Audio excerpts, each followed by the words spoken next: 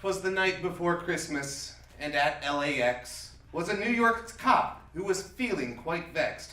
"Make fists with your toes," a kind stranger said. "It'll help ease your woes and clear out your head." Later on in the limo, which was driven by Argyle, a kid with a strange name and a strange sense of style. "To Nakatomi," John said to the mighty fine driver. "Wait in the lot and I'll slip you a $5." "I'm here for my wife, though the chances are narrow." "What do you mean she's using her last name, Gennaro?"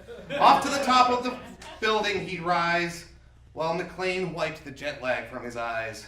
The doors opened to a Christmas party in bloom. Your wife's down the hall in the very last room. He took off his shoes and made fists with his toes, got cleaned in the sink and removed some of his clothes.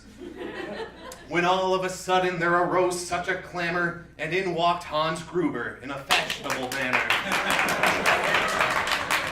He said, "I've come for the bonds, the ones in the vault. Give them to me, or your death's your own fault. Now Carl and Theo and Tony and Franco, on Uli and Heinrich and Christoph and Marco, secure the tower and get down to the money. We have the weapons, don't try anything funny." Now, while this was happening, John fled up the stairs. Pretty obvious to say he'd been caught unawares.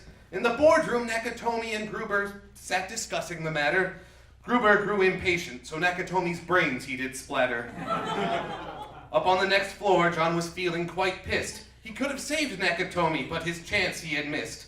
He pulled the fire alarm to alert someone for help, but the alarm was called off and McClane let out a yelp.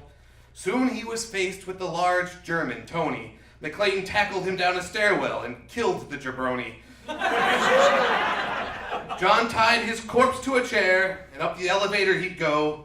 "Now I have a machine gun. Ho, ho, ho." Next,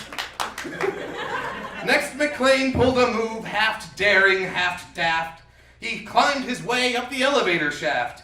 He faced 3 goons on the roof, and once his ammo was spent, John crawled his way into a tiny air vent.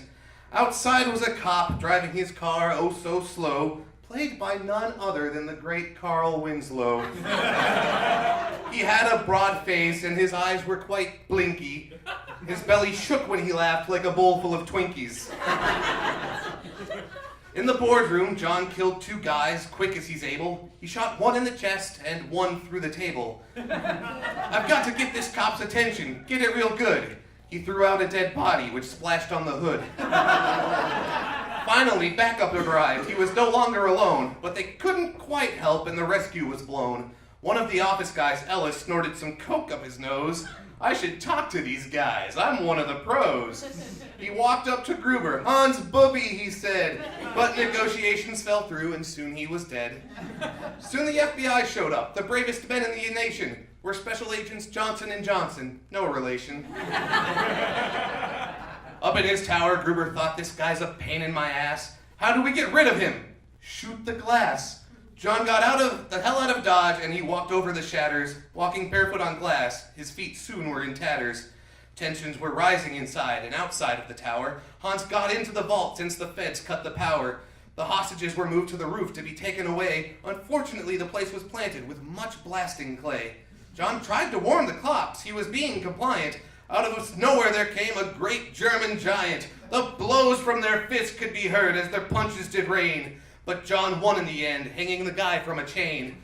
McClane got to the roof to get the hostages clear, but the FBI and the chopper were coming up on his rear. They thought him a terrorist and shot at him, a goof, so he tied a hose to his waist and he jumped from the roof. He got down to the vault, found the bad guys and his wife. He went inside ready, prepared to end their life. Gruber fell out the window. He was rid of the suckers. Merry Christmas to all. Yippee-ki-yay, motherfuckers.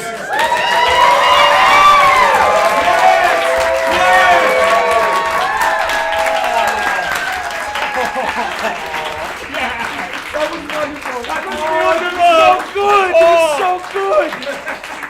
I feel like my heart has grown 3 sizes today. That might be a condition.